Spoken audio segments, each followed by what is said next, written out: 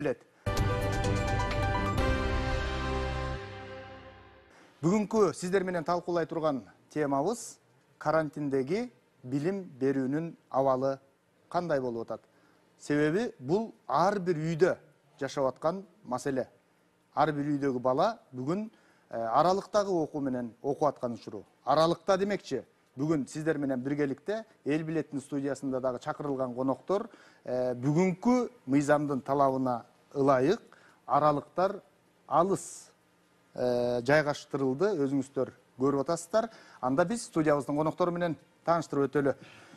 Кыргыз Республикасынын билим берүү жана илим министринин орун басары Жусупбекова Надира Сынташевна. Кыргыз билим берүү академиясынын вице-президенти Мамбет Акунов Улан Эсенбекович. Ишен Аларабаев атындагы Кыргыз мамлекеттик университетинин проректору Коңурбаев Тууганбай Абдрахманович. Бишкек шаарындагы номер 5 мектептин директору Муратбек Касмалиев агайыбыз. Билим берүү тармагы боюнча эксперт Артыкбаева Гүлмира Эрматовна. Саламатсыздарбы. Жана ошондой эле билим берүү тармагы боюнча экспертибиз Сайназаров Кеңешбек мырза. Студиябыздын коноктору.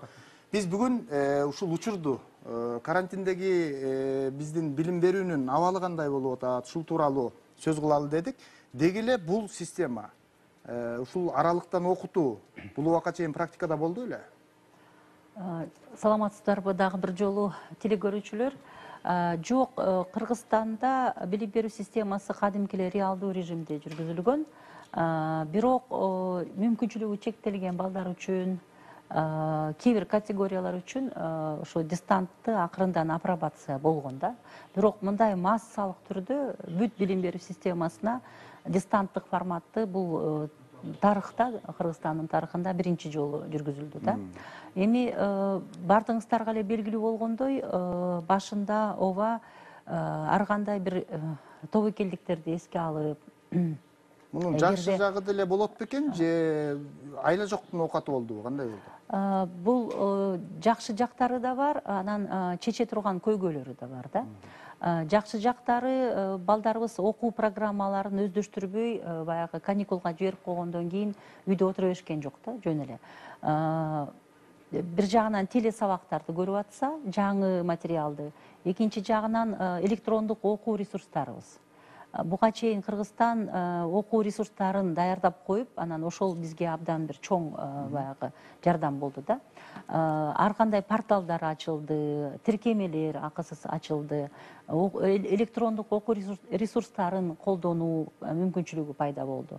Эң негизгиси баары бир мугалим жок, бул окуу процесси жүрбөйт да. Ошон үчүн мугалимдерге чоң ыраазычылык, анткени карыз жашы улгайып калган курагына карабай, жаш элем жаңы эле университетти кечээ бүтүп келдим деп ага карабай, бардык мугалимдерибиз кайтарым байланышты кандайча берем, кайсы технологияларды колдонсом деп бардыгы үйрөнө баштады дагы, кайтарым байланышты бере баштады. Ошол эле учурда коомчулук да карап турган жок да.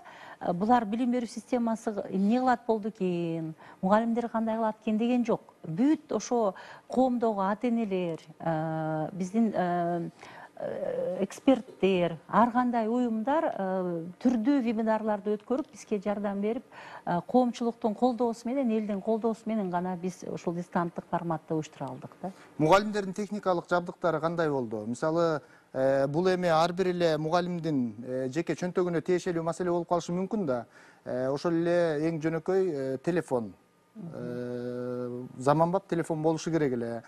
Ошол заманбап телефон аркылуу окуучулар менен байланыш, тапшырмалар, кайра тактоолор, ушул жагынан үзгүлтүккө учураган учурлар болдубу же болгон жокпу? Же билгизген жокпу мугалимдер? Башында ошо дистанттык форматка барардын алдында биз алдын ала мониторинг жүргүздүк да. Ошондо канча үй бүлөдө телевизорлор жок, канча окуучуда телефондор жок, канча мугалимдин ноутбугу бар, компьютери бар, ошол билинди башында. Анан кийин ал гана эмес, биз кайсы региондо интернет байланышы абдан күчтүү, жакшы, ал эми кайсы региондо бул тобокелдик да, ошол интернет. Ошол провайдерлерге кайрылдык. Интернетти күчөтүп бериңиздер, туруктуу кылып бергенге аракет кылыңыздар деп. Анан мугалимдерге мектептеги болгон компьютерлерди бердик, жардам бердик. Үйлөрүнө алып барып иштеди. Ооба. Анан эл көргөндөн кийин, жергиликтүү бийлик көргөндөн кийин биз мына мектеп, бала бакча биз өзүбүз биринчи үлгү көрсөттүк. Ошол телевизор жок үй бүлөлөргө убактылуу болсо дагы телевизорду бере баштадык, мектептеги. Компьютерлерди бере баштадык. Анан жергиликтүү бийлик, донорлор, демөөрчүлөр, уюмдар колдоп кетти. Мисалы, Ысык Көл областын дайыма мисал келтирем, анткени алар биринчи демилгени баштап туруп, анан башка бүт региондор колдоп кетти. Дароо эле Ысык Көл областы мисалы 500 үй бүлөгө телевизор алып берди. Чөнтөк телефондору жок балдарга акырындан демөөрчүлөрдү таап, аларга алып бере баштады. Эми биз мугалимдер менен бир жакшы жөрөлгөнү баштаганбыз. Биз эми билген эмеспиз, баягы ушундай пандемия келип калат деп эч кимдер ойлогон эмес да. Бирок ушул санариптештирүү, цифровизация, мугалимдер жакшы алдыңкы технологияларды өздөштүрүңүздөр. Анан жанагы өзүңүздөрдө бир ноутбук же компьютер болбосо болбойт экен деп ошону ар бир директор, ар бир жергиликтүү бийлик, ар бир баягы айылда, шаарда ушуну чече баштаганбыз да. Мисалы, көп бир мисалдар бар. Бизге банктар келе баштады баягы кызматташтыкка. Мисалы, мугалимдерге абдан жеңил шарттар менен баягы ноутбук сатып алууга, компьютер сатып алууга. Бул мына бир 3 жыл мурун ушул башталган да, жакшы бир кыймыл.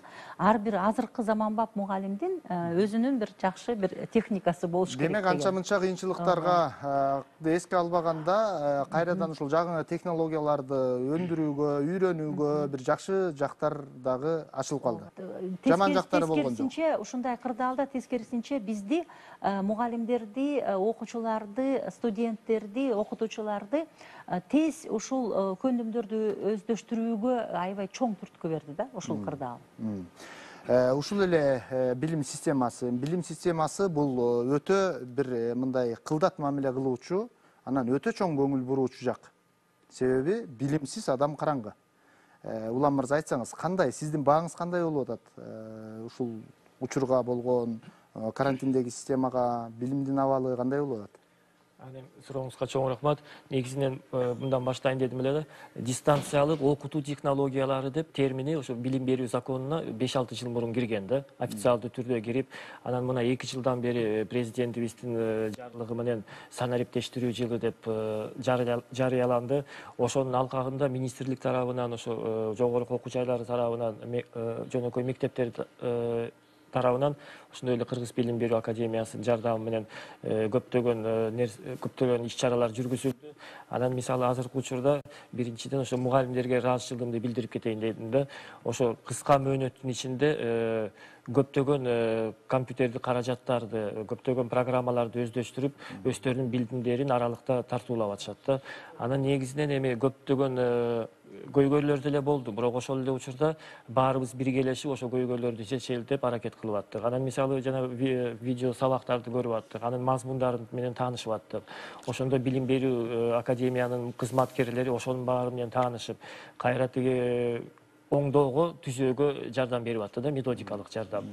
Анан негизинен ошо баарыбыз буга ушундай эл экенбиз, кыйынчылыктарга баарыбыз бирге туруп, анан 2 айдын ичинде жакшы жетишкендиктер болду. Академия ошол көзөмөлдөп аттыңыздар, методикалык жактарын көзөмөлдөп аттыңыздар, тапшырмалардын берилиши, аткарылышы баары бүгүнкү күнгө чейин мындай толук кандуу болдубу? Же жетишпей калган учурлар да болдубу? Мисалы кандай, мисалы окуу куралдарындагы ошол эле интернетке мүмкүн сала албай калган, айта албай калган жактары болгон жокпу? Эми кыйынчылыктар болгон жок, эми мүчүлүктөр болгон жок деп айта албайм, мүчүлүктөр деле болуп атты. Бирок ошол эле учурда өнөктөштөр менен биргеликте, анан мына институт повышения квалификации мугалимдер жогорулатуу институту менен биргелешип, ошол көйгөйлөрдү чечүүгө аракет кылып аттык. Анан ошол эле учурда жалгыз эле мугалимдерге деле жардам бербестен, эн аталарга дагы көптөгөн иш-чараларды өткөрдүк. Мисалы, ЛТР каналы менен КТР каналы менен биргеликте ата-энелер мектеби деп уюштурганбыз. Ошол жерде психологиялык жардам берип аттык, методикалык жардам, ошол эле балдар менен биргеликте ошо карантин учурунда кандай оюндарды ойнош керек, кандай иш-чараларды жүргүзүш керек, ошол эле китеп биргеликте китеп окуу деген долбоорлорубуз бар болчу. Ошонун баарынын негизинде колдон келишинче жардам берип аттык. Ооба, муну жалпы көрөрмандар деле көрүп, ушуну колдонуп атышты. Мына КТРКнын Баластан каналы аркылуу дагы ушул балдарга онлайн сабактар өткөрүлдү. Мугалимдер ушул жерге келип жаздырып, ар бир сааттарына коюп, алдын ала тапшырмалар берилип, кайра ошону көзөмөлгө алып атышты. Эми мынакей эксперттер да отурат. Сиздердин баамыңыздарда кандай болуп атат? Бүгүнкү күндөгү ушул санариптешүү деп мына азыр Улан мырза да айтып кетпедиби? Санариптешүүгө чындап эле мүмкүн азыр карантин болбогондо мынчалык тездик менен мугалимдер менен окуучулардын ортосундагы бир жаңы технологиялардын мүмкүнчүлүктөрү ачылбай калышы мүмкүн болчу. 8 январь 2020 жылдын 8 январында президенттин жарлыгы менен жыл аймактардын өнүгүү жылы, санариптештирүү жыл жана балдардын өнүгүү жылы деп жарыяланды. Жумуш, санариптештирүү жумушу 2 жылдан бери болуп атат. Бирок өзгөчө кырдаал киргизгенден кийин жаңы сөздөр мугалимдердин сөзүндө көбүрөөк пайда болду. Zoom менен колдонуп атабыз, Google Classroom менен окутуп атабыз, Moodle системасын окутуп атабыз деп.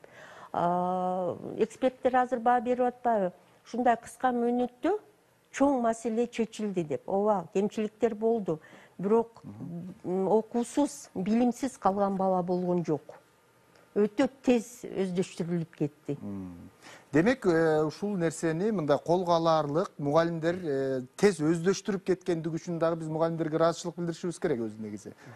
Бул өтө чоң жумуш болду. Эми дагы бир нерсе бар. Мынакей мектеп директору отурат, университеттин проректор агайыбыз отурат. Бизде быйылкы окуу жылына келе турган абитуриенттер кандай кабыл алынат? Ошол тууралуу айтып өтсөңүз. Рахмат, саламатсыздар, урматтуу телекөрүүчүлөр. Быйылкы окуу жылы жылдагыдан өзгөчө болот. Биринчиден кабыл алууну жылдагыдай салттуу жол менен кабыл алууга шарттар азыр туура келбей атат. Ошон үчүн ар бир окуу жай абитуриенттерге кесипке багыттоо боюнча онлайн режимде ачык эшиктер күнүн өткөрүп атышат. Ар бир бизде факультеттер өткөрүп атат. Ошонун жардамында студенттерди түрдүү технологиялык каражаттар менен ар бир окуу жай өзүнүн окуу жайына абитуриенттен чакыруу максатын көздөп атат. Ошол убакта кабыл алуунун жоболору иштелип чыгып, аларга өзгөртүүлөр киргизилди. Быйыл ОЭРТ тапшырбаган 11-классты бүтпөгөн, коллежди же башка институт бүтүп келген, окуу жайлар бүтүп келген балдар без ОЭРТ тапшырат. Аларга онлайн режимде регистрациядан өтүп кабыл алуу процессин онлайн режимде кабыл алуу башталып атат да. Демек, ОЭРТ толук кандуу эмес. ОЭРТ жыйынтыгы бүтө элек да. Жыйынтыгы бүткөндөн кийин алар дагы онлайн режим менен кабыл алууга болот. Мен бир жана башта суроого да бир нерсе айтып кетейин деп атам. Быйылкы жыл Капыстан келген элибизге болгон түшкөн мындай кырдаал биздин элибизди дагы бир жолу билимге болгон умтулуусун далилдеп кетти да. Мугалимдер жок болсо, ата-энелер жанагындай түрдүү шарттар менен каражаттар менен байланып отурду. Азыр Назир Сынташевич айтып кеткендей, телевидение, КТРК, Билайн, Мегаком компаниялары дагы ошол бекер пакеттерди беришип, биздин байланышка шарт түзүп берди. Жогорку окуу жайларда ушундай болду да. Ошол убакта министерство менен окуу жайлардын ортосундагы байланыш бир кылка онлайн режим жолго түштү. Ошон үчүн министерствонун берген буйругун онлайн режимде электрон вариантта биз алып иштерибизди уюштурууга өбөлгө болду да. Чынында мындай кырдаал биринчи болду, бирок биз жогорку окуу жайлар мектептик билим берүүгө караганда бул процесске бир топ даярдыгыбыз бар эле да. Себеби 2012 жылдан баштап жогорку окуу жайларда дистанттык окуулар жолго коюлган. 4 жолу бүтүрдүк биз аларды. Бул процесс бизде күндүз окуган балдарга бир топ проблеманы жаратты. Бирок баары бир жогорку окуу жайлар ушул процесске бир топ мектепке караганда даяр экен да. Анан бул мамлекеттен акча сурабай, министерствону кыйнабай, башка процесстерден биз көп биздин секторлорго караганда жогорку окуу жайлар мамлекетти кыйнабай, патриоттук сезим менен бул абалдан чыгып кетүүгө бара жатышат да. Ошон үчүн Демек жанагы бир жакшы сөз бар го. Көйгөй деген жок, мүмкүнчүлүк деген бар деп. Ошол көйгөй деп эле отура бербестен мүмкүнчүлүктү издеп тапса ар бир болот окуу экен. жай өзүнүн маселелерин чечип, азыр биз жакында гос алганда турабыз да, мамлекет жыйынтыктоочу мамлекет негиземенди дагы онлайн режимде алып атабыз. Ошолордун жоболу, убактылуу жоболору, нускамалар, графиктер иштелип чыгып, биздин түрдүү тарапта отурган бүтүрүүчүлөрдү ошол авиен деген система бар бизде. Ошол системага кирип тест тапшырууга, алар диплом иштерин коргоого даярдык кетип атат да. Ошон үчүн мен ойлойм, ушул мезгилде, ушундай убакта жогорку окуу жайлар, мектеп, билим берүү системасы, билим берүү министрлиги бул абалдан элди алып чыгып кетүүгө алдыңкы катарда турду деп айтсам болот. Мынакей мектепке жакын ошол окуучулар менен аралашып, тыгыз байланышып, мугалимдер менен иштешип аткан номер 5 мектеп лицейинин директору отурат Муратбай агай. Сиздерде кандай болду бул жагдай? Бул жагдай жана билим берүү тармагында эксперт эже айтып кеткендей, бул санариптештирүү 2 жыл мурун эле башталды эле. Биздин мектеп ошол убакыттын ичинде көп нерсени жасаганга үлгүрүп калдык да. Мен сөзүмдү баштайын деп атканым. Электрондук китептерди 35 предметтен жазадык. Себеби БУП боюнча 21 эле базалык окуу планы боюнча, бирок ар бир предмет боюнча бир предмет боюнча 2-3 мугалим берет. Ошон үчүн саны көбөйүп атат да. Туура эмес түшүнүп калбасын теле көрүүчүлөр. Электрондук китептерди жасап биз окуу электрондук материалдарын биздин мектептин окуучуларына алдын ала берип, бир жыл окуу биринчи жылкы окууда үйрөттүк, экинчи жылкы окуу процессинде 2018-19 жылкы окуу процессинде биз апробациядан өткөрүп койдук элек да. Ошондо окуучулар өз алдынча биздин электрондук китептер менен иштеп, 4 чейректин мазмуну бар ар бир предмет боюнча иштеп көнүп калышкан. Бизге жеңил болду, себеби окуучуларыбызды биринчиден биз көндүрүп алдык. Ошол эле электрондук журнал, электрондук күндөлүк системасын киргизип иштеп баштадык элек. Биздин окуучулар баягы тажрыйбасы болгондуктан мугалим менен окуучунун аралыктан окутууга ошол электрондук варианттарын биз Кыргыз Телекомго ошол эфирден айтып рахмат айтып коеюн деп атам. Себеби бизде ошо Кыргыз Телеком Акматов Эмил мырза өзүнүн серверинен орун берип, биз электрондук китептердин бардык предметтер боюнча 4-чейрек чейрек боюнча мазмундарын жайгаштырдык. Азыр аралыктан ошол биздин сайт аркылуу же болбосо билим берүү министринин билим берүү порталы бар, окуу эду KG'de Санарав деген шилтеме аркылуу ошол биздин мектептин мугалимдери тарабынан иштелип чыккан электрондук китептердин 4-чейрек чейрек үчүн арналган мазмундары жалпы республикалык деңгээлге чыгарылып турат. Анан келгенде ар бир республикадан кээ бир мектептерден телефон чалуулары болуп атат. Кантип иштесе болот, кандай кылса болот, биз жооп берип атабыз. Инструкциясын жазып койгонбуз. Эч кандай пароль жок. Ошол предмет боюнча алат, ошол предмет мазмуну боюнча презентациялар, аудио-видео материалдар, анан компьютердик онлайн тестирлөө бар. Мугалимдер кыйналмай, көпчүлүк мектептер бизге жазып атышат, рахмат ушундай мазмунду жайгаштырып койгонуңар үчүн деп. Мына ошондой дагы биздин өзүбүздүн дагы ушул капыстан келип калган жанагы окуу процессинде аралыктан окутуу системасына өтүүдө биздин дагы жардамыбыз болду десек болот да.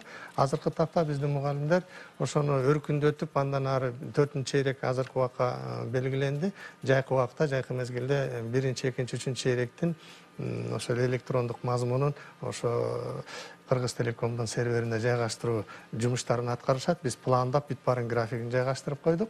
Эми мында эң негизги Чейректер кандай чыгат агай? Мына чейрек келет атпайбы? Чейректер 1-чи, 2-чи менен эле карап чыгат деген да сөздөр жүрүп атат. Же азыркы кийинкини дагы ошол электрондук негиздеги тапшырмалардын жыйынтыгын чыгаруу менен чыгабы? Билим берүү министрлиги тарабынан атайын нускама иштелип чыккан. 1-чи, 2-чи, 3-чү чейректин жыйынтыгын билимин анализдөөдө предметтик комиссиялар түзүлүп, ошолор ар бир окуучунун билимин баалоодо 3 чейректе канча буга чейин жана өзгөчө кырдаалга чейин канчалык баалары бар. Анан 4-чү чейректеги онлайн режимдеги окутуунун жыйынтыктарын кошуп туруп, анан предметтик комиссия жылдык жыйынтыкты чыгарат. 4-чү чейректеги онлайнды аралыктагы окуунун дагы жыйынтыгын кошот сөзсүз. Кошот, сөзсүз кошот. Текшерүүнүн сапаты 3 чейректин негизинде деле бааласа болот, бирок 4-чү чейректи биз онлайн режимде чыгардык да, кандай деңгээлде болбосун дагы баарын кошуп туруп, анан жылдык жыйынтыкты чыгарышат. Кеңешбек мырза, сиздин оюңуз кандай болду ушул билим берүү тармагындагы ушул абалга эксперт катары?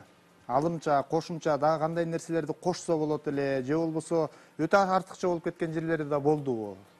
Рахмат чоң сурооңузга. Мен жалпысынан мүмкүнчүлүктөн пайдаланып, бүт ушул билим берүү системасында иштеп жаткан мугалимдер, ата-энелер, өнөктөштөр, ушул администрацияда иштеп жүргөн структуралардын баардыгын ыраазычылык билдиргим келет да. Биз бир 10 жылда өтө албай турган нерсени бир 2,5 айдын ичинде өтүп койдук. Бул биздин баамыбызда бул алыска кетпей эле, бул чөлкөмдүн ичиндеги эле, Борбор Азиянын ичиндеги эле чөлкөмдү алып карап көрө турганбыз. Аябай мындай сабак аларлык нерселер болду да. Бул мүмкүн анын ичинде көптөгөн факторлор бар. Ошол факторлордун бирөөсү биз коомубуз ушунчалык динамикалуу, анан кризис болгон мезгилде бирге калчу, анан кичинекей мамлекет болгондон кийин мындай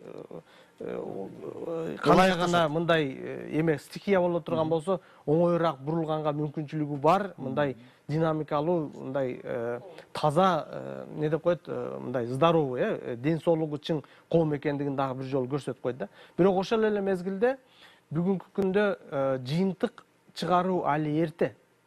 Себеби жанагы айткандай тиги жөжөнү күздө санаш керек да.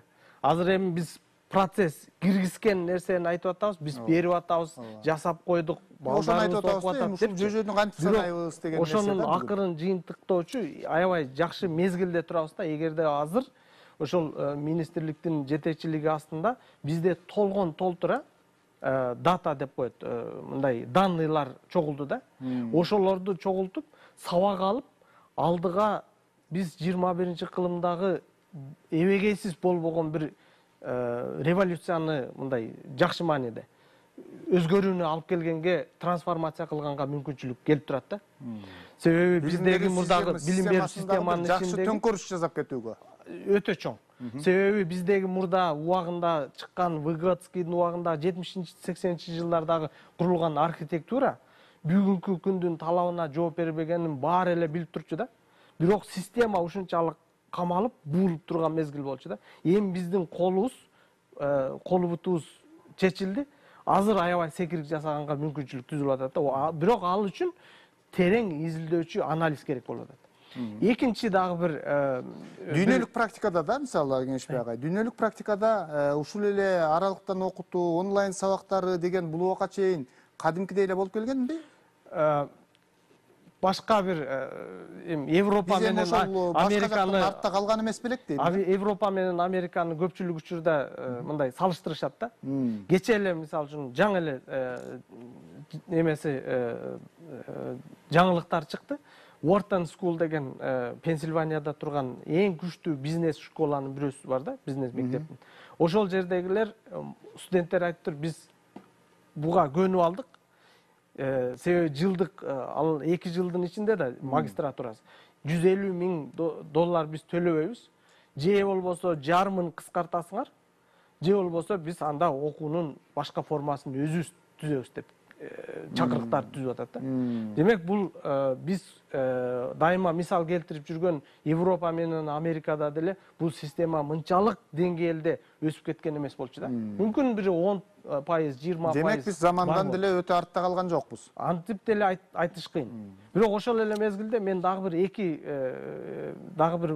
ойду айткым келип атат да. Биринчи бул экинчи ойду айтайын. Бул кризис мезгилиндеги коммуникация аябай кээ бир учурда аксаган мезгилдер болуп калды да.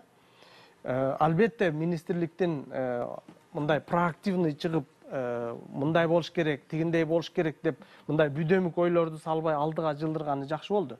Бирок ошол эле учурда жерлердеги мына менеджмент структурабыз, башкаруу структурасы кризис учурунда коммуникация канчалык иштеш керек, ошого даяр эмес экенибизди көрсөттү да.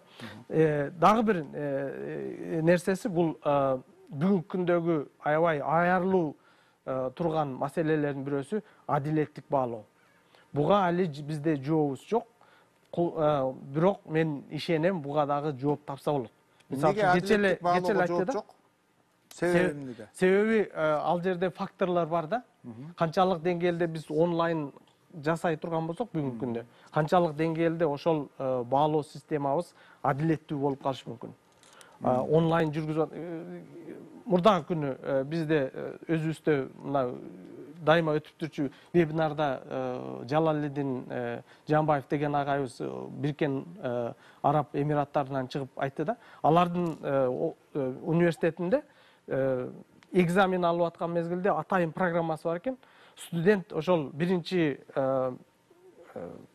ошол комнатасында, бөлмөсүндө бир катар көрсөтөт экен. Анан отурат экен. Отургандан кийин ошол компьютердин астында жанагы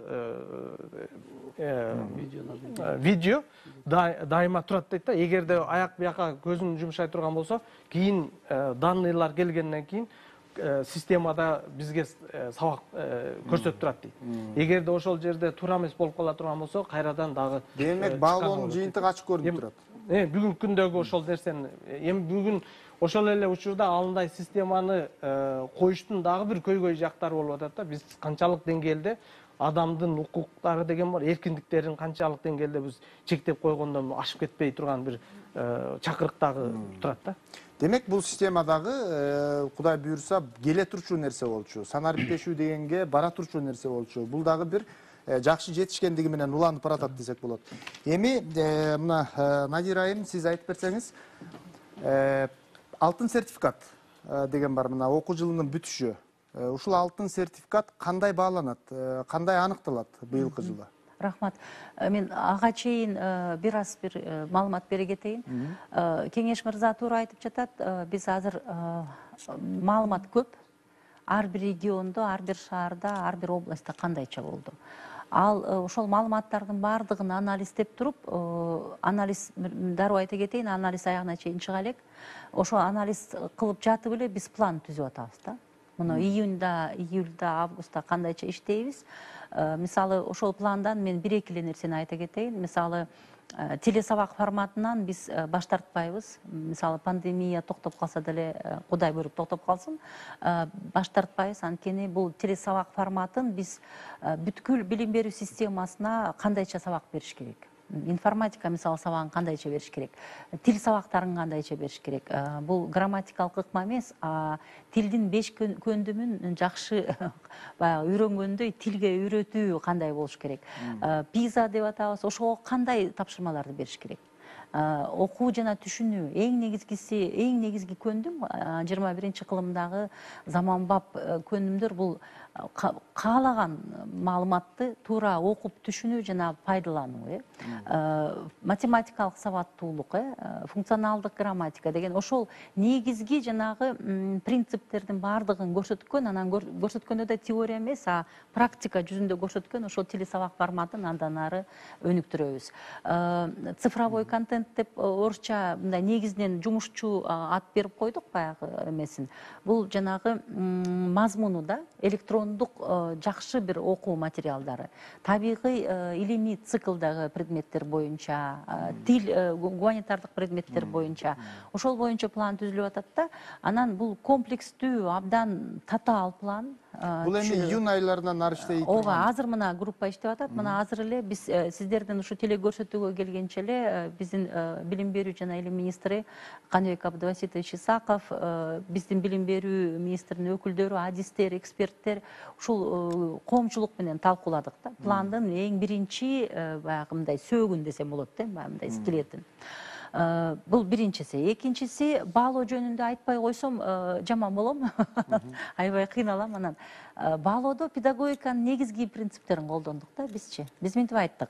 Баалоо жагынан бир аз кичине мүчүлүштүктөр бар деп айтып. Ооба. Ошого мындай кесиптештерим да көрүп калса, анан эл да көрүп калса мындай маалымат бере кетейин да. Баалоодо негизги педагогиканын принциптери иштеш керек да. Мына реалдуу режимде 3 чейрек бала окуду. Ошол 3 чейректеги алган баалары артыкчылыктуу. Бирок 4 чейректе дистанттык формат менен окутуп атып, анан мисалы сиз менин окуучу болсоңуз, аябай аракет кылып жакшынакай бир жумуштарды мага жиберсеңиз, анан жакшынакай баа алсаңыз, мен эмне үчүн сизди өнүктүрүүгө жана сизге дем берүүгө ошол бааларыңызды колдонбой коем? Неге болбосун, Эмнеге болбойт? Балким сиздин мүмкүнчүлүгүңүз болбой калса, убагында мага жибербегенге, мисалы сиз ар кандай шартта, мисалы Бишкекте жашайсыз, Ошто жашайсыз, алыскы тоолуу райондо жашайсыз. Мисалы алыскы тоолуу райондо жашап, анан бир кээ бир бүт жумуштарын жибере албай калса, аны мугалим педагогиканын негизги принциптерин карап туруп, баягы шартын эске алып туруп, мына 3 чейректи негизги деп коет. Ал эми өнүгүүгө, жакшы бир мындай бир дем берүүгө, мотивациялоого сиз мүмкүнчүлүгүңүз болсо, баягы жакшыраак баага сизди чыгарганга ооба педагог колдонот сиздин бааңызды.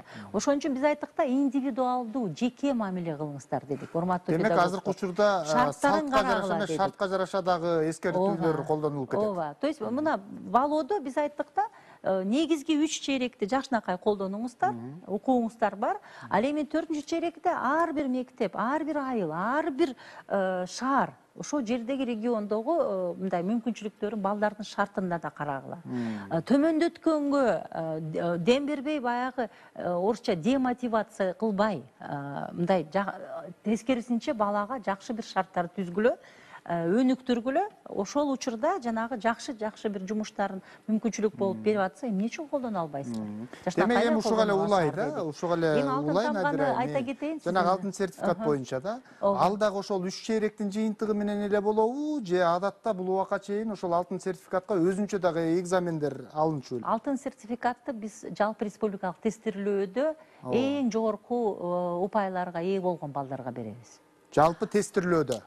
Жалпы республикалык тестирлөө бул жогорку окуу жайларына өтүү үчүн механизм да. Мисалы жогорку окуу жайлары бизде ортоңку, анан жогорку окуу жайлары 2ге бөлүнөт. Жогорку окуу жайларына өтүш үчүн сөзсүз түрдө жалпы республикалык тестирлөөдөн өтүш керек.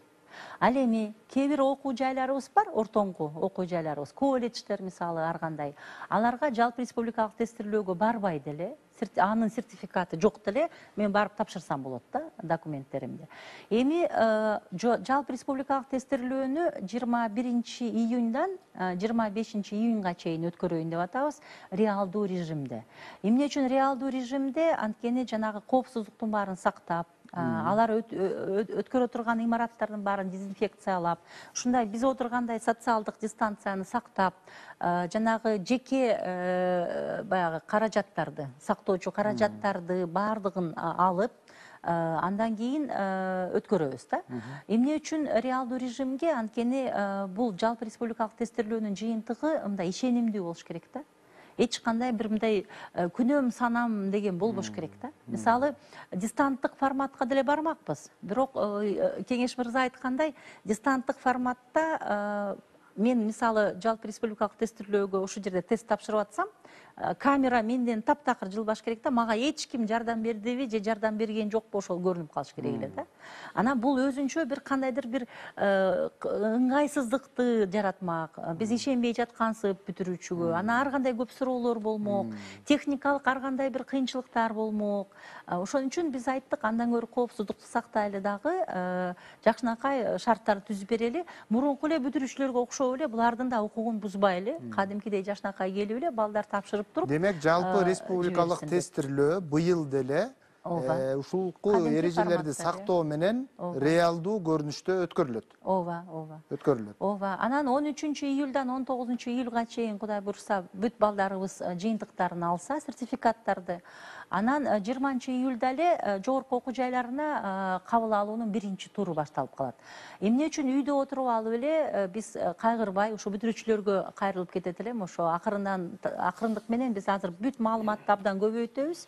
Окуу жанагы роликти да чыгарабыз. Үйүбүздө отуруп эле талондо кандайча кайсы окуу жайын тандасам, ошол окуу жайындагы факультетке мен ошол талонумду электрондук форматта эле ыргытып коем да. Демек, быйылкы жылы жогорку окуу жайларга келаткан абитуриенттер атасын, апасын, байкесин, эжесин, жеңесин жетелеп албай, Жок. үйүндө отуруп жанагы талонду каалаган университетинде сала алат. Ооба. Бул боюнча түшүндүрүү иштери жүргүзүлөт. Ооба, атайын программа иштелип чыкты. Ошо бүт бүтүрүүчүлөргө, ата энелерге бул түшүнүктүү болуш үчүн азыр мындай эртерээк да бир аз болгон маалымат эле берип атабыз, анан бир аздан баштайбыз. Ошонун баардыгын көрсөтүп да, кандайча кылыш керек, канча 1, 2, 3 эле операция болот, баягы туура ошону жүргүзүүгө. Өтө татаалдашпайт. Татаалдашпайт өтө. Мен кошумчалап коем, Надир эжекенин айтканына дагы бир 2 экзаменге тиешелүү, сынакка тиешелүү эме бар да. Бул жанагы 9-класс менен 11-классты бүтүп аткандарды эмне кылабыз? Анан кийин 11-классты бүтүп артыкчылык алган жанагы алтын тамга дейбизби? Алтын сертификат. Жок, алтын сертификат ал Алтын тамга башка. Алтын тамга башка. Ошол үчөөсүнө дагы министрликтин Талап. мындай коомчулук менен биргеликте ата энелер окуучулардын кызыкчылыгын дагы эске алып туруп чыгарган жыйынтыгы, мен дагы айтам, ушул чөлкөмдүн ичиндеги эң алгылыктуу бир чечимдердин бирөөсү болду деп айтса болот да. Себеби бул жерде бирөөсүнө дагы кыйынчылык келбесин деген принцип турат. Бирок ошол эле учурда билим берүү дүн адилеттүүлүгү болсун деген дагы далаалат турат да. Мисалы үчүн эме 9-11-класстагы экзамендер боюнча эмнеге мындай жүрөк жылытарлык бул саясат деп коелу. Ал жерде ошол экзамендик комиссияга чогулган мугалимдер биргеликте окуучуларга алдын алып өздөрүнүн баасын угузат. Эгерде ошол мисалы үчүн бардыгыбызга угуза турган болсо, арасынан сиз менен мен макул болбой турган болсок, анда ал ошол бала менен точечный деп коебуз, байланышка түзүлөт дагы, анан кийин сураа жыйынтыктарын чыгарат да. Демек ушул аркылуу менин оюм боюнча бир 97-98% системанын ишин жеңилдетип, анан жанагы спорный деп коебуз, талаш мезгилдерге гана көңүл бөлүнө турган эме түзүлдү да. Жанагы алтын тамга деген дагы ошол эле принцип менен кетип атканда. Эми ушуну дагы бир таштап коелу да, жалпы көрөрмандар үчүн. Андай болгон жок да алечи. Башка жактарда боло элек. Але боло элек. Алтын тамга менен алтын сертификаттын айырмасы.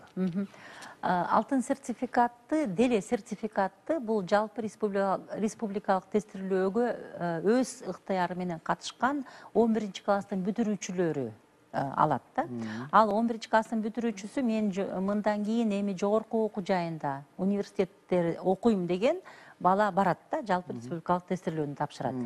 Анан ошол жалпы республикалык тестирлөөдө ар бир бала упай алат да. Университетке өтүш үчүн эң мындай жанагы чеги бул 110 балл да. Эгерде 110 балдан 110, анан 110дон ары өтсөм эле болду, мен каалаган университетке барып конкурска жанагы тапшыра берем да. Эми ошонун ичинен 50дөн ашыгыраак кээде ушу эң жогорку упайларды алган балдар. Ошону алтын сертификат деп коебуз. Эң жогоркулар. Эң жогорку. Мисалы, былтыркы окуу жылынын жыйынтыгы боюнча канча балдан жогоркулар алтын сертификатка ээ болушту? Жылына бир чек коюлат да, мисалы, абдан жогорку программа иштеп карагандан жыйынтыктарын, анан ошо 224дөн кээде 227 балдан өйдө кетет, кээде ушундай да. Демек, Надира мындай экен да, жөнөкөйлөштүрүп түшүндүргөндө, 1-классынан баштап окуучу 11-класска чейин эң жакшы окуп келсе дагы, жогорку жанагы тестирлөөдөн өткөндөн кийинкиси менен гана кетет экен да. Ал эми сиз айтып аткан ал башка. 1-класстан баштап 11-класска чейин мен жалаң бешке окусам, мага башкача түстөгү аттестат бересиздер да. Ал кызыл аттестат да, мындайча айтканда. Баягы кызыл диплом деген сыяктуу. Ошо мисалы 1-класстан 11-класска чейин сиз жалаң бешке окудуңуз.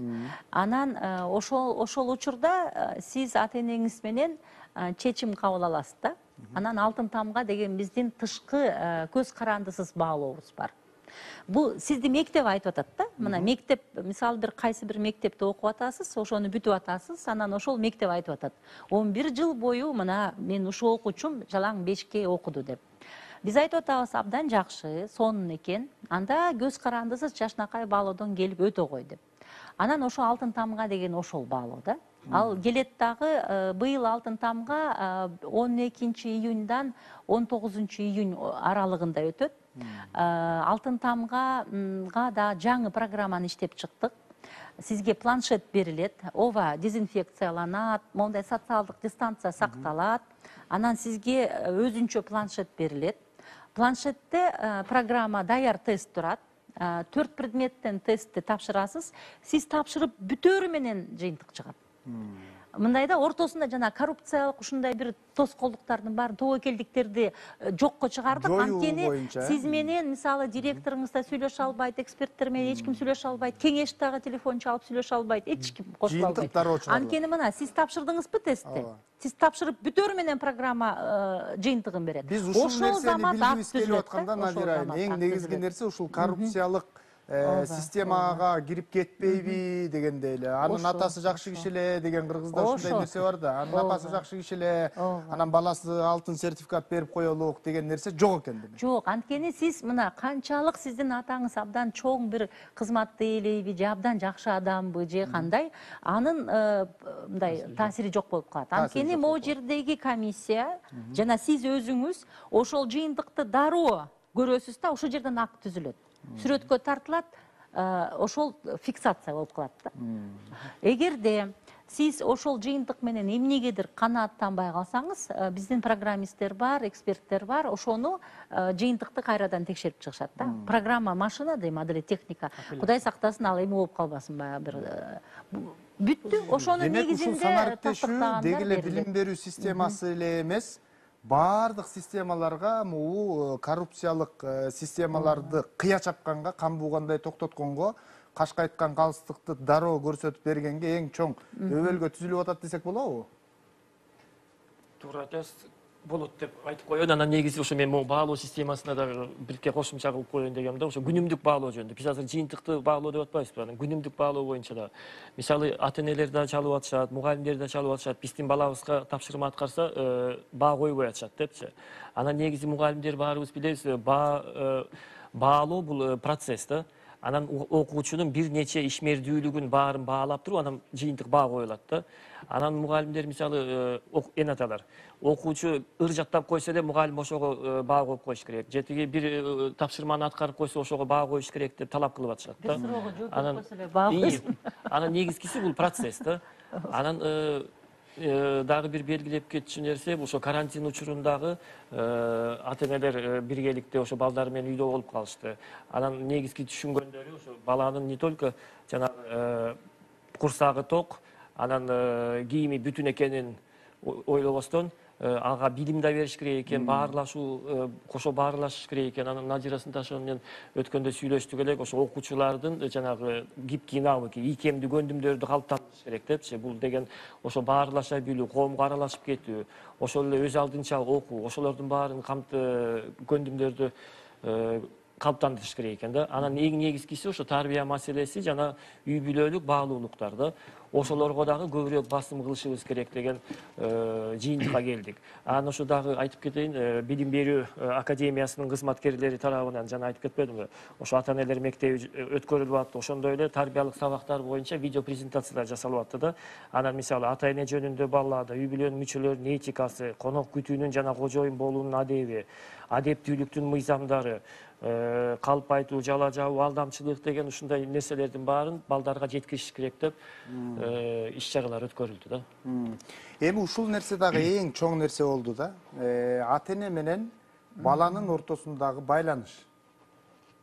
Ата эне менен мугалимдин ортосундагы байланыш. Чындап айтканда ушул учурда мугалимдерге биздин ата энелер ассистент болуп калышты. Ушул мугалимдердин баркын дагы бир ирет билишти. Ошол учурда демек ушул азыркы сиз айтып кеткен нерселерди дагы мындай кошуп киргизип таркаттыңыздарбы? Кандай болду? Бул иштедиби, иштеген жокпу же? Ошонун баары иштеп кетип атат. Ошонун негизинде мына Билим берүү министрлиги тарабынан билим тарбия концепциясы иштеп чыгуу үчүн, жаңыртуу үчүн ошо заманга жараша жумушчу топ түзүлдү. Анын ичинде эл мугалимдерибиз бар, атактуу ардагерлерибиз бар, мугалимдерибиз, тарбиячылар. Анан баарын жыйынтыктап туруп, буюрса коомчулуктун талкуусуна дагы коюлат. Анан ошондо дагы талкуулайбыз да буюрса. Толуктуу иретинде айтып кетсеңиз. Мен айтып коеюн дедим эле, негизи мектептеги окуу процессинде 3 принцип иштеш керек да. Биринчи, мектеп жогорку деңгээлде билим берүүгө милдеттүү.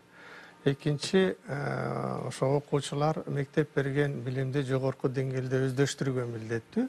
Анан ата эне ошол биздин улуттук менталитетке карата окуучу өз балдарына тарбия берүүгө милдеттүү. Мына ошол санариптештирүү учурунда же болбосо азыркы биз онлайн аралыктан окутуу убагында бул мамиле өзүңүз айткандай ата эне окуучуларга өзү консультант болуп, ушул 3 илтик аябай ынтымактуу, бирдиктүү иштеди десем болот да. Бирдиктүү иштеп кетти. Демек, бул дагы бир ата энелер менен мугалимдердин болгон байланышын дагы бекемдеп кетти болуш керек. Бир мен мындай айткым келет, негизи мындай адамдардын бири-бири менен контакт жасап билим берүүгө жетпейт. Адам чогуу студенттер келип күндүз окугандай билим бул кылымдап калыптанып калган нерсе, адамзатка мындан ашык билим берүү болбойт. Бирок биз айла жоктон, айласыздан мындай абалга өттүк. Бирок ушул дистанттык окуунун азыркы абалынын да пайдалуу жактары бар да. Мисалы, биринчиден мугалимдердин биз үчүн бир жакшы нерсе, билим берүү системасы мугалимдердин аброюн өстү. Мугалимди эл түшүнө баштады. Үйдө отуруп ата энелер балдары менен социалдык жактан, жөнү психологиялык жактан келишпегендиктери байкалып атты. Түшүндүрө албай, жеткире албай, балдар ыйлап чыгып атты. Мен мындан көрө мектепке барат элем деп. Ата энем мага түшүндүрө албай атат деп. Ушунун өзү акыркы 20 жылда, 27 жылда мугалимдердин аброю түшүп кеткени жашыруун эмес. Бүгүнкү коронавирус, бүгүнкү келген бизге илдет мугалимдерди дайыр жолу коом алдында мугалим ким экен деген маселени алдыга алып чыкканга бир шарт түзүдү. Эжеке айтсаңыз, баардык нерсе мисалы айтып атат, ооба мугалимдерге 1000 алкыш, дагы алкыш. Биз айтып келе атабыз.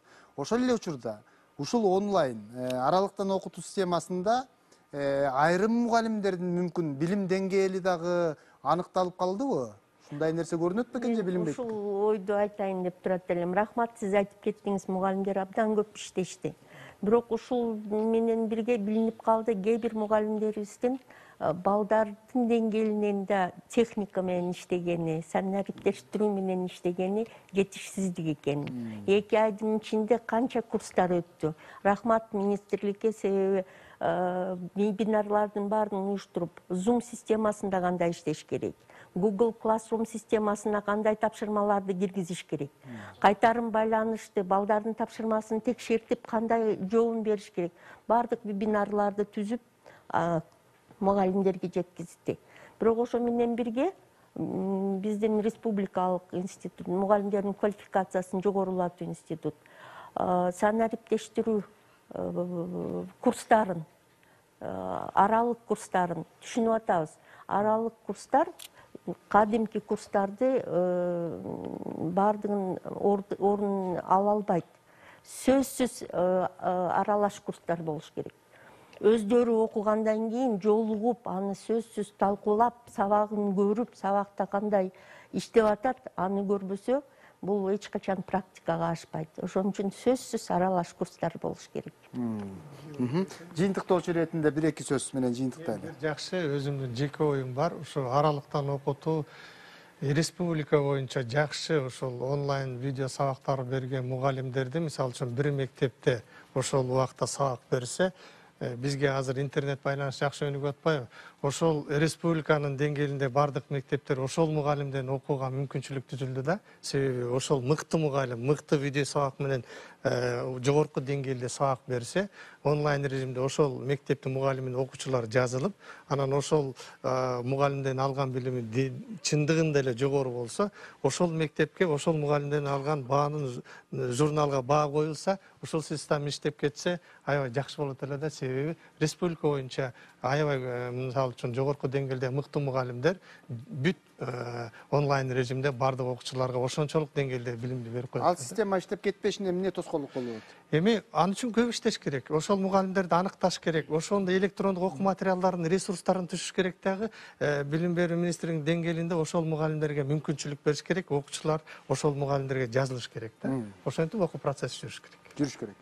Толуктайт дейт. Жыйынтыктоочу суроого алып келип койдуңуз да, мен ошого кошумчалап бир сөздүн тегерегинде оюмду жыйынтыктайын деп атам да. Бул альтернатива. Бүгүнкү күндө эжеке агай айткандай, бизде окуучуларда, ата энелерде альтернатива кенен ачылып калды.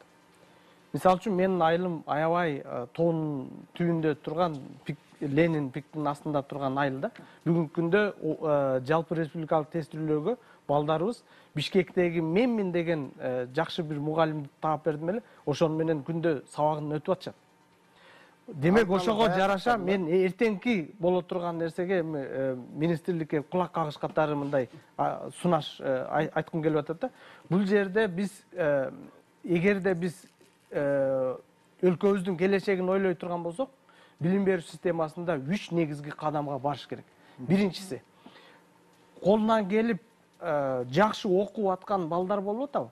Эң жакшы деген. Аларды онлайн академия сыяктуу түзүп туруп топтош керек республика боюнча. Бүгүнкү күндө жанагындай класска бөлүп коюп, анан жакшы окуган окуучу менен дагы жетишпеген окуучу равнировка болуп калды да. Ошого мүмкүнчүлүк бериш керек. Экинчиси, техникалык жактан мындай келечекте кесип алам деген, мисалы үчүн IT технологиясы бүгүнкү күндө Кыргызстан боюнча аштандардын бирөөсү деп эми кээ эксперттер айтып атат да. Ошол сыяктуу ылайыкташкан балдарга атайын түзүлгөн дагы бир техникалык жактан өнүктүрүүчү дагы бир багыт бере турган болсок, ошондо жалпы мектептин жүгү бир канча жеңилдеп, алар жалаң гана мындай жалпы окутуу системасын алып барып кала эле деп мен ойлойм да. Сунуш дагы кылып атасыз. Ушул сунуш жакшы болмок да. Жок, абдан жакшы сунуштар экен, анткени биз ошол концепциянын негизинде жана телесабак форматын токтотпой жатпайбызбы? Ал эми Муратбек Уснакунович айтканды практикалык жана формасын Кеңеш мырза кылып койду да. Ооба, укуктук жактарын чечүү оңой эле, муну чечсе болот. Бул абдан жакшы. Мен ойлойм, бул ушул биздин тажрыйбадан кийин биздин билим берүү системабыздын реформалоого абдан көп тармактар бар, Биз ушунун бардыгын эми колдон түшүрүп албай, ушу андан ары аябай жакшы өнүктүрүп кетишибиз керек. Айланып келип эле турмушка керектүү прагматикалык жакка өтсөк жакшы. Ийир отуруп түз кеңешет деген ушул. Билим берүү элибиз түшүнүп турат. Биз баардыгыбыз билебиз, билим берүү маданият менен гана биз дүйнөгө чыга алабыз. Ошон үчүн балдарыбызга татыктуу билим берүү менен гана мамлекетти алдыга сүйрөп кете алабыз деп ойлойм. Ошон үчүн урматтуу телекөрүүчүлөр, Ишен Карабаев атындагы Кыргыз Мамлекеттик университетине келип, абитуриенттер быйыл окууга тапшыргыла. Биз силерди чакырып болуп атат окшойт, Албетте, рахмат баарыңыздарга, урматтуу телекөрүүчүлөр. Сиздер бүгүн эл билет көрсөтүүсү аркылуу карантиндеги билим берүүнүн абалынан кабардар болдуңуздар деп ойлойбуз. Тактап айтканда, мынакей 4-чү чейректин чыгарылышы кандай тарихте чыгат экендигинен кабардар алдыңыздар. Жана ошондой эле жалпы республикалык тестирлөөнүн кандай тарихте жүрө тургандыгынан маалымат алдыңыздар.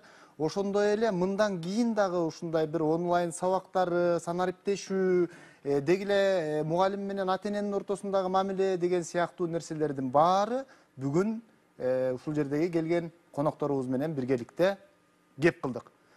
Биз билим менен гана дүйнөнү багынта алабыз. Биз билим менен гана алдыга кадам таштай алабыз. Билимдүү адам жаркыраган шамчырак, мугалим болсо мөмөлүү дарак. Ошол мөмөлүү дарактын эртеңки муунга бере турчу жемиштери көп болсын деген тилек менен бүгүнкү эфирибизди жыйынтыктайбыз.